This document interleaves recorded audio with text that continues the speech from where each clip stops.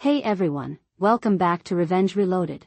The instant I got that call from my family 3 days ago, telling me to skip New Year's Eve, "You'll just make folks uneasy," Mom said in her crisp, unyielding tone like she was vetoing a bad idea, I knew they'd finally pushed me out for good. But what they had no clue about was that at precisely midnight, my startup Neural Weave Incorporated would launch publicly with a $2.3 billion valuation, turning me into one of the youngest women tech billionaires overnight. And the real bombshell? The Wired profile dropped at the same second, packed with 6 years of emails, blueprints, and tapes proving my brother had tried to swipe my innovations. My name is Lena Whitaker, and I'm 30 now. What you're about to hear is how my own family iced me out, labeled me the odd one, and got blindsided when my success exposed their betrayal in front of the world. But let me take you back to the start, because this messed up saga kicks off with the loss of the one person who always saw my brother's charm for the facade it was. Before we get deeper, if this story's already hitting home, smash that like button and help us reach 100K subscribers before spring. We're so close to this awesome milestone, and your sub could tip us over. Hit subscribe now and join the crew, let's celebrate together. 10 months ago, my grandma Agnes faded away after a drawn-out fight with respiratory problems. I'd poured the last 4 years of her life into being her main support, shuttling her to specialists, organizing her therapies, and holding her hand through those endless sleepless nights when breathing was a battle. My older brother Kyle, 6 years my senior at 36, was always swamped with his critical venture capital role to pitch in. He'd breeze in every few months with wilting daisies from the corner mart and stick around for exactly 25 minutes, mostly glued to his tablet. When the estate was unveiled, Kyle nearly lost it in the attorney's office. Grandma Agnes had left me $170,000 and her collection of heirloom sketches, including the 1920s design portfolio that had been in our line for generations. Kyle got $40,000. That was it. The attorney also disclosed that Grandma owned 45% of the family tech supply firm that Kyle had been steering. And those stakes would remain in trust for now. Kyle's cheeks flushed like he'd been caught red-handed. He bolted up so fast his seat wobbled, and through tight lips, he demanded there had to be a blunder. The attorney calmly cued Grandma's video testament, recorded 3 months before her passing, where she laid out her choices and reasons. In the footage, Grandma gazed straight at the lens and said devotion shows in actions, not promises.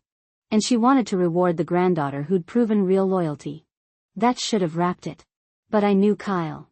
He'd always been the star sibling, the one who could do no wrong. Married to Tess, a high-powered consultant, living in a sprawling estate in Westport, driving a Porsche that cost more than most people's yearly wage. The notion that the grandma he'd ignored had favored me, the software developer with the cozy loft and VW Golf, was utterly intolerable to him. The strange happenings began 3 weeks post-funeral. First, my chatty neighbor Mr. Ellis mentioned a polished young chap inquiring about me, digging if I'd lately inherited funds or made splashy purchases. Then, the mail carrier noted someone snapping pics of my deliveries before I grabbed them. My loft manager rang to confirm my job 'cause someone posing as a lender had doubts about my stability. But the real oddity was Kyle suddenly playing the caring brother. He'd swing by my place with packaged muffins still wrapped, swearing he'd baked them that morning and had spares. He'd slyly quiz me on my finances while faking interest in my coding setup. The guy who'd barely acknowledged me since university was now dropping in bi-weekly with weak excuses. During one visit, he straight up asked if I'd been grappling with regret lately, 'cause I seemed tense. This from the brother who'd once scoffed that coding was for geeks who can't hack real business. I poured him room temp water from my basic tap and watched him pretend to savor it while angling for details on Grandma's gift. He kept harping on how expensive startups were these days, pondering aloud how I could fund my pet project without tapping the bequest. Truth was, I'd bootstrapped my venture for years, and we didn't need Grandma's cash for ops, but Kyle couldn't fathom someone like me managing without cheating or lying. He sat there in his crisp polo with his Apple Watch gleaming on his wrist, suggesting, maybe revisit the estate to ensure a fair split. I replied that the only revisit needed was his sense of fair. 2 months before the launch, matters ramped up wildly. My pal Riley, who clerked at the local credit union, tugged me aside over lunch and whispered that someone had been sniffing around my balances. She couldn't spill deets for privacy, but flashed security clips of a guy in a creased jacket flashing Kyle's pic on his device to the branch head. That's when I clocked Kyle had enlisted private sleuths. Next day, I mounted a doorbell cam and began logging all. Within a week, I had clips of 3 distinct guys snapping my complex, my ride, even tailing me to the cafe. One was so blatant the barista asked if I required aid. The sleuth actually faked interest in lattes while loitering in the pastry line. Kyle's twisting of our mom started around then. Mom had stayed neutral on the estate, saying grandma had rights to a lot as she saw fit. But abruptly she started phoning with worries. Had I leaned on grandma when she was frail? Was I certain the estate was legit? Had I perhaps swayed her when she wasn't clear-headed? These weren't her phrases. I could almost hear Kyle's echo in her mouth. Then the launch sabotage launched. First, my co-founder got an anonymous email claiming I'd plagiarized code. When we traced, it led to a burner. Next, our beta tester had a sudden ethics issue that hadn't existed days prior. The VC firm got an unsigned letter about IP concerns and hinted at pausing our deal. That's when Tess, Kyle's wife and our mutual acquaintance, reached out. She begged to meet at a quiet park, glancing over her shoulder like in a thriller flick. The woman was legit terrified of her own spouse. She slipped a binder across and confessed Kyle had hired not 1, not 3, but 4 detective agencies. He'd burned over $45,000 of their nest egg to prove I was a swindler. Tess showed me statements, emails to the gumshoes, even a chart where Kyle tracked my supposed deceptions. He'd labeled columns like monetary tricks, elder mistreatment clues, and psychological red flags. Under that last, he'd noted my software dev job as sign of unstable choices. I couldn't help chuckling, which eased Tess a tad. She revealed Kyle had grown increasingly unhinged. Pulling all-nighters on estate law, obsessed with overturning if he could tag me unfit. He'd consulted 8 attorneys, all saying no case. But Kyle didn't take no. Never had. In business school, when he lost the startup pitch, he pushed to disqualify the victor on a slide technicality. The ugliest was how he poisoned the wider kin against me. Told our uncles I'd barred grandma from visits during illness. Told cousins I'd pilfered heirlooms from grandma's place pre-reading. Even told great-aunt Rita I'd schemed to flip grandma's estate and hoard the proceeds, though the estate sold years back for grandma's care, and Kyle handled that sale. But Tess unveiled something darker. She'd been logging odd transfers in Kyle's firm accounts, hefty sums to shadow firms, bills mismatched to deliveries, deals with entities that seemed phantom. She suspected Kyle was skimming from the family tech supply outfit, where grandma was a silent stakeholder. She'd been compiling for divorce. But now she pondered if it ran deeper. I launched my probe that evening. Alex assisted scouring public filings, corporate registries, and accessible ledgers. What we unearthed turned my stomach. Kyle had been diverting funds from the outfit for at least 4 years, coinciding with grandma's declining health and lax oversight. Meanwhile, Kyle kept up his caring bro act. He'd ring sobbing, claiming he just aimed to shield me from fiscal blunders. Brought outdated startup mags from his garage, pitching firms long defunct. Even volunteered for funding aid, then suggested investors either shady or so pricey they were meant to bleed my resources. His theatrics were so lame Alex dubbed them Kyle's low-budget drama. The deeper I delved into Kyle's skimming, the clearer his panic became. Using grandma's scribbled login from her diary, I accessed the firm's digital vault. 4 years of tampered bills, bogus supplier payments, and cryptic advisory fees all traced to shells in Bermuda. Kyle had siphoned over $700,000 while grandma faded. The method was crafty but callous. Started modest, $10,000 here, $15,000 there. Always during grandma's hospital stays, knowing scrutiny lapsed amid health worries.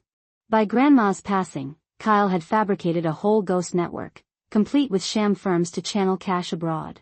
I grasped why Kyle needed to smear me so badly. If I got labeled a deceiver and thief, no one would buy my word if I uncovered his theft. He was crafting a tale where I was the shady sister who'd twisted a dying woman. That way, if I ever spotted the missing funds, he could claim I was deflecting my own wrongs. Subscribe to my channel if you're enjoying this crazy story. And please hit that like button because your support helps me keep creating these unbelievable family dramas. This story is about to get even wilder. The startup prep plodded on despite Kyle's meddling. Alex's kin rallied in ways that warmed my heart to tears. His mom phoned her network and scored us a fresh coder. His dad's IT crew volunteered to test our beta. His nana, a spirited 84-year-old named Mabel, rang Kyle and warned that if he dared disrupt the launch, she'd personally unplug his empire. Mabel had wed 6 times and boasted she could spot a grifter from a mile off. But Kyle persisted. Began crashing investor meets, faking aid while spying for his grand unveiling. He'd corner the backers and quiz on commitments. Told the devs there might be ethics drama and to keep code tight. Even approached the board advisor, hinting he stressed innovation in reports. I began taping every chat with Kyle, every call, every exchange. Our state requires one-party notice, so I informed him it was for startup keepsakes. He was so fixated on his plot he missed creating his own noose. In one tape, he outright admitted hiring the sleuths, claiming, for your protection against hacks. The breakthrough hit when I found emails between Kyle and a guy named Victor Russo, his embezzlement accomplice. Victor set up the dummies and offshore nests, but their alliance cracked. Victor demanded his share, Kyle stalled. He'd vowed $300,000, paid only $80,000. His messages grew menacing. Tess had been logging all on her side too. Installed a recorder app and caught Kyle rehearsing his launch takedown speech. He'd honed it to 16 minutes, starting with sobs about safeguarding kin, mid, sorrow over my deceit, close with dramatic evidence dump. He'd even timed the security response if they tried ejecting him. The FBI link came when I consulted a fraud specialist attorney. Showing him the skim proof, his brows shot up. This wasn't mere theft, interstate fraud, tax dodge, trade breaches. Since the supply dealt with global shipments, he looped in the FBI's Economic Crimes Unit, who'd already eyed the firm for odd patterns for 7 months. Agent Ramirez said they tracked erratic flows but lacked insider sources. My docs were gold. They'd monitored Victor Russo for other rackets, and Kyle just simplified their task. Agent Ramirez asked if Kyle had imminent moves. I mentioned the New Year's bash. His reply surprised me. Mind extra guests at your event? 2 weeks pre-launch, I sat in a boardroom with the FBI, my lawyer, Tess, and Alex, mapping what Agent Ramirez termed Operation Midnight Reveal. The strategy was elegant. Let Kyle revel in his win at the party while the FBI snagged final proof for callers. They wanted him cocky, 'cause cornered folks err, and errors bolster cases. Agents would pose as guests, positioned key spots. Tess would wire up to snag last confessions from Kyle. We'd have the event videographer stream live, ostensibly for far kin, but really for the prosecutor's log. Kyle, meantime, revved his rec. Sent alerts to 70 kin urging, watch the bash closely for vital news. Hired a server to prep injunctions on inheritance. Even reserved a nearby hall for the post-bash, crisis kin summit. But Kyle blundered big. In hubris, emailed Victor the payout scheme, outlining post-bash payment from reclaiming Grandma's stake by tagging me unfit. He ignored FBI. Eyeing Victor's comms. Also wired $70,000 from firm to his expert, forging a blatant fraud trace. The week of the bash, everything accelerated. Kyle impersonated me to backers, aiming cancellations. Told site of health code risks, hoping shutdown. Even hit Alex's boss, hinting, check your staff marrying a felon. Each stunt more frantic, and we taped all. Tess gifted recordings of Kyle mirroring his bash speech. He'd timed it to 15 minutes, starting with tears for kin, mid, disappointment in my betrayal, close with evidence flourish. Even rehearsed folder pulls, finger points, halt demands. Agents attended rehearsal as Alex's distant kin from Utah. Kyle was so plot-focused he missed them snapping his parking lot huddle with sleuths. He'd paid all 4 to attend as witnesses, vowing extras for convincing tales. That night, unable to sleep, I found Grandma's old note in my sketchbook. Written when I began aiding her, my dear Lena, your brother thinks success is snatching all. You know it's giving all. That's why I entrust you with my heritage. Don't let his avarice sour your spirit. Sometimes the finest payback is thriving well and letting fate sort the rest. I pondered that as I prepped for the bash, knowing it'd be our clan's most theatrical day. Kyle thought he directed this drama, but he'd scripted himself the antagonist. New Year's Eve dawned with flawless crisp air Kyle would later gripe I didn't earn. I roused at 5:30 in Alex's family guest room, tradition separating us pre-event. My phone showed 21 missed from Kyle and a text, tonight truth outs. I erased it, brewed tea. By 6:30, The event wing at Lakeside Manor buzzed. Supporters set perimeter. Riley printed Kyle's pics for staff. Alert on site if restricted access. Kyle arrived 7:30, hauling 3 boxes, in a charcoal suit he'd insist was slate. The suit had so much sheen it resembled a mirror ball. Mabel eyed him, loudly quipped if someone ordered extra polish, 'cause that's what Kyle looks like. Kyle's boxes held his proof binders, 1 per kin. He'd splurged on velvet covers stamped Lena Whitaker's deceit exposed. Inside, faked ledgers, hired analyst reports, sleuth snaps of me, suspiciously, like coding at home or banking. The 4 sleuths showed separate, faking guests. One suit had tag dangling.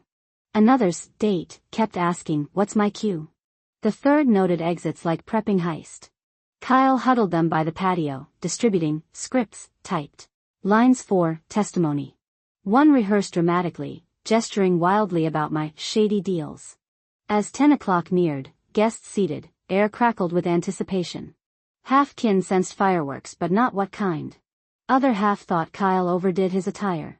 FBI blended, but one cousin dodged Mabel's Utah quiz by forgetting details. Coordinator, briefed, seated Kyle prime, front, visible for his moment. Also stationed guards near entrance, for decor security, really for Kyle intercept. Alex in support area, triple wired for audio. Looked ashen, checked phone for divorce updates. He'd relocated valuables to his sisters, changed locks. Told Alex after 12 years wed, he'd finally witness Kyle's reckoning. At 9:45, Kyle prepped stage. Placed binders on select seats, influential kin. Cornered videographer, slipped $700 for key event capture. Even urged officiant to highlight truth in remarks. Humor amid tension, ring bearer Max, 7, told by other Nana, Uncle Kyle naughty. Max tailed Kyle, piping, "Santa sees you, naughty gets coal not cookies." Kyle shooed, but Max persisted. Once announced Kyle, "Smells like the grumpy plumber," drawing laughs. My stylist, oblivious, noted my calm, "Most folks jittery, you seem ready for war." She wasn't far off. I'd prepped for Kyle clash lifelong. Tonight coincided with my launch. Kyle thought he'd helm my downfall. Instead, his plot boomeranged. Launch commenced 10 o'clock, I in my gown, the same heirloom silk Grandma wore in 1955, which Kyle would always mock as dated. Alex hit pivotal, "If any here knows 'cause why these two should not unite, speak now or forever hold peace." Kyle stood so fast, chair crashing. I object, voice quavering what he deemed righteous fury, but rang desperate. "This union roots in deceit and fraud." Crowd inhaled. Videographer snapped furiously. Agent Ramirez adjusted, hand to earpiece. Tess tapped record though wired. Kyle flung open binder theatrically. "Kin, friends, I bear heavy heart but truth duty. My sister Lena Whitaker has committed grave deceit on our kin." Held aloft first paper. "Here, proof Lena coerced Grandma to alter her estate. This analysis shows forged signatures."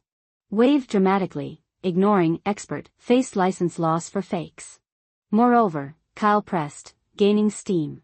Detectives document Lena's dubious finances, large unexplained deposits post-Grandma's death.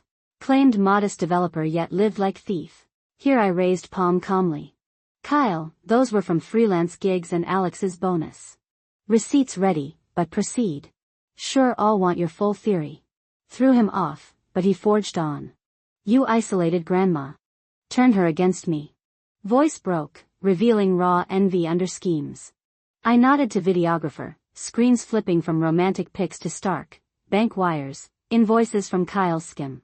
"Actually Kyle," my voice clear via clip mic, "let's discuss real theft. $712,000 siphoned from Grandma's firm over 4 years. Bermuda shells, dummies like Russo Supply and KDH Traders." Kyle's face cycled red to pale to ashen like faulty bulb. "That's absurd. You're fabricating." Tess rose from bridesmaids. "No Kyle, it's fact.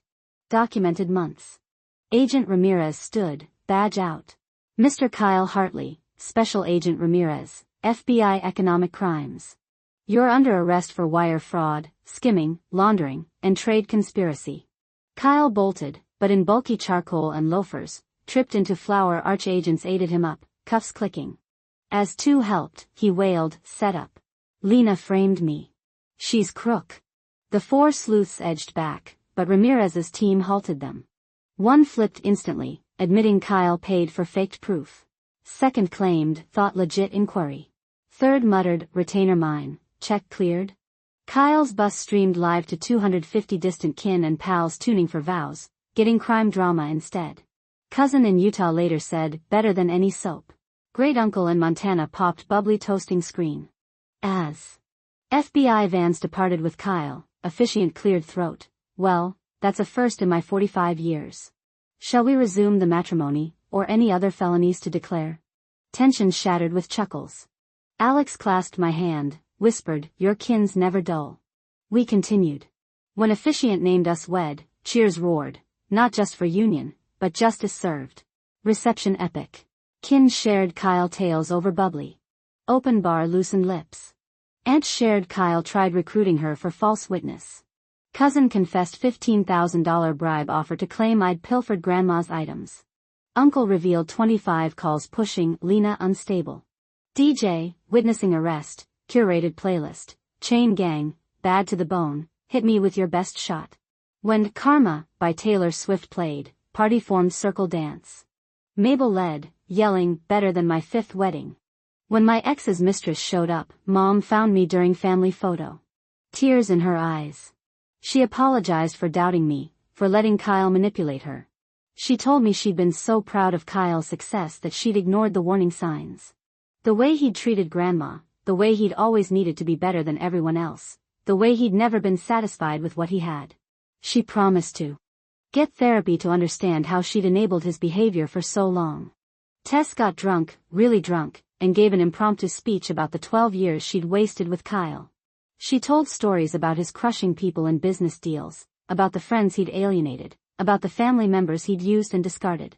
Then she raised her glass and said, "To Lena and Alex, may your marriage be everything mine wasn't, honest, loving, and free of federal investigations." The private investigators who'd been detained for questioning and released actually stayed for the reception. One of them approached me with a piece of wedding cake and an apology. He said he'd been in the PI business for 22 years and should have known something was off when Kyle asked him to plant evidence. He offered to testify against him and refund his money to help pay back what he'd stolen. The wedding photographer pulled me aside to show me the shots he'd gotten. The one of Kyle falling into the flowers was artistic, almost Renaissance in its composition. The one of him in handcuffs with the wedding party in the background looked like a magazine cover. He asked if I wanted them deleted, but I told him to keep everything. This was part of our story now, the part where justice was served as an appetizer. Around midnight, after most guests had left, I found out Kyle had been denied bail. The prosecutor considered him a flight risk due to the offshore accounts. He'd spent his victory night not in the luxury suite he'd booked to celebrate my humiliation, but in federal detention. The other inmates, according to Tessa's divorce lawyer, who had connections, were very interested to hear about the man who'd been arrested at his own sister's wedding. Alex and I left for our honeymoon in Hawaii the next morning. At the airport, the TSA agent recognized me from the viral video. "You're the bride whose brother got arrested," she exclaimed. "Girl, that was the best thing I've ever seen. Your grandmother must be smiling down from heaven." 3 months later, I visited Kyle in federal detention. He'd lost weight, his designer clothes replaced with standard issue gray, his manicured nails now bare, but his delusion remained intact. He spent the entire visit explaining how this was all a misunderstanding, how I'd conspired against him, how the FBI had it all wrong. When I told him I was pregnant and would name the baby Agnes after Grandma if it was a girl, he actually laughed. "You think you've won?" he said, "but I'll be out in a few years and I'll rebuild everything. You'll see. I'm the successful one. I've always been the successful one." I stood to leave and told him the truth he'd never accept. "Kyle, success isn't about money or status or being better than everyone else. It's about love, family, and integrity. Grandma knew that. That's why she trusted me. Not because I manipulated her, but because I loved her. Something you never learned how to do." The trial was swift. With Victor Russo testifying against Kyle in exchange for a reduced sentence, the embezzlement evidence from Tess, and the FBI's extensive investigation, the verdict was inevitable. Kyle got 17 years for wire fraud, embezzlement, money laundering, and conspiracy. The judge specifically mentioned his attempt to frame me at the wedding as evidence of his complete lack of remorse. Mom sold her house to help pay back what Kyle had stolen from the business. She moved into our guest room temporarily, which turned into permanently when baby Agnes was born. She became the grandmother she'd never gotten to be to us, reading stories, changing diapers, and teaching Agnes about the grandmother she'd never met, but whose strength ran through her. Tessa's divorce was finalized quickly since Kyle couldn't contest it from federal prison. She sent us a first anniversary gift, a beautiful photo album with pictures from our wedding, including the arrest, with a note, "Every marriage needs a story. Yours just happens to be a federal case." She remarried 2 years later to a high school teacher who'd never heard of offshore accounts. The family tech supply business thrived once the embezzlement stopped bleeding it dry.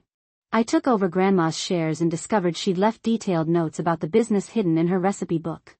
One note dated a month before she died read, "I know what Kyle is doing. The evidence is in the cloud folder marked cake recipes. Let him hang himself with his own rope. Protect Lena. She has the strength Kyle never had." I thought about that note on the wedding morning. Kyle thought he'd helm my downfall. Instead, his plot boomeranged. Sometimes the best revenge is thriving, letting karma direct. Thanks so much for watching. More of my most gripping stories are already on your screen. Click one now and don't miss the best part. You will love it. See you in the next story.